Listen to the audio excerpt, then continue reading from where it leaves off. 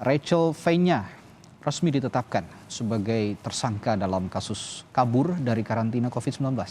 Selain dirinya, sang kekasih dan manajer turut jadi tersangka. Selebgram Rachel Fenya menghebohkan publik karena kabur dari kewajiban karantina seusai pulang dari luar negeri. Atas pelanggaran itu, ia 2 kali diperiksa oleh penyidik Direktorat Kriminal Umum Polda Metro Jaya dan kini berstatus tersangka. Dari hasil gelar perkara, Rachel Fenya dijerat dengan Undang-Undang Kekarantinaan. Ancaman hukuman 1 tahun penjara. Hasil dari gelar perkara nih hari ini adalah menetapkan 4 orang tersangka. Yang pertama saudari RV sendiri, kemudian 1 rekanannya. Inisial adalah SS, kemudian yang 1 lagi adalah manajernya, serta 1 yang membantu melakukan, yaitu saudari RV, dia adalah protokol di bandara. Ini yang sudah kita tetapkan sebagai tersangka. Nantinya ini proses sambil berjalan, kita menunggu nanti hasil selanjutnya dari penyidik. Tak cuma Rachel Fenya, sang kekasih Salim Nauderer dan manajernya Maulida Khairunisa juga terseret jadi tersangka.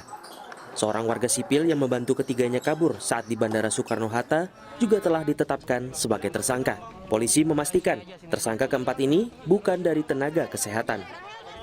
Menurut rencana, keempatnya akan dipanggil penyidik untuk menjalani pemeriksaan pertama sebagai tersangka pada Senin depan.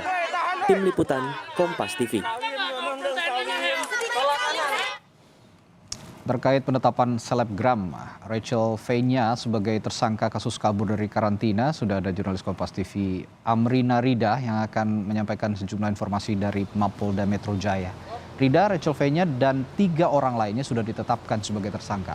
Apa langkah polisi kemudian? Ya, Radi, terkait dengan langkah selanjutnya, tadi berdasarkan keterangan dari Kabid Humas Polda Metro Jaya, Kombes Pol Yusri Yunus, menyatakan bahwasanya nanti pada hari Senin tanggal 8 November, keempatnya Rachel Fenya dan juga 3 tersangka lain akan dipanggil untuk diperiksa kembali. Jadi pemeriksaan pada hari Senin nanti adalah pemeriksaan pertama setelah status mereka naik dari saksi menjadi tersangka, seperti itu. Karena memang sebelumnya Rachel Fenya sendiri telah diperiksa oleh polisi 2 kali, yaitu pada tanggal 21 Oktober dan juga tanggal 1 November, tapi statusnya masih sebagai saksi dan kemudian pada hari Senin nanti akan pertama kali sebagai tersangka, seperti itu. Lalu berdasarkan memang kepolisian menetapkan Rachel Fenya dan juga 3 nama lainnya sebagai tersangka setelah dilakukan gelar perkara dan ditemukan bukti bahwa keempatnya melakukan pelanggaran terkait dengan ketentuan karantina. Radi. Ya Rida, dari pemeriksaan polisi, apakah ada kemungkinan tersangka lain yang akan dijerat? Ya, memang hingga saat ini baru 4 tersangka yang ditetapkan, yaitu Rachel Fenya, Salim Nauderer, Maulida Khairunisa, dan juga 1 nama lain yang merupakan petugas protokol di bandara berinisial OP, seperti itu. Tadi kami sempat menanyakan kepada Kombes Pol Yusri Yunus terkait dengan kemungkinan apakah akan ada nama lain sebagai tersangka, namun ia menyatakan bahwasanya terkait hal tersebut harus menunggu kepastian dari hasil pemeriksaan yang akan dilakukan selanjutnya, seperti itu. Sehingga tadi Kombes Pol Yusri Yunus sendiri pun menyatakan bahwa belum dapat memastikan apakah nantinya akan ada tersangka lain atau tidak. Namun ia tadi menyatakan bahwa nantinya apabila akan ada tersangka lain akan memberikan informasi terkait hal ini kepada publik dan juga kepada media. Radi. Ya. Lalu soal ancaman hukuman untuk Rachel Fenya ini yang dijerat oleh pihak kepolisian, ancamannya apa? Apakah ada kaitannya dengan Undang-Undang Kekarantinaan Kesehatan? Ya, benar sekali Randi, bahwa ancamannya ada kaitannya dengan Undang-Undang Kekarantinaan Kesehatan, di mana karena Rachel Fenya diketahui berdasarkan hasil pemeriksaan terbukti melanggar Undang-Undang Kekarantinaan Kesehatan, ia mendapatkan ancaman hukuman yaitu 1 tahun penjara, seperti itu.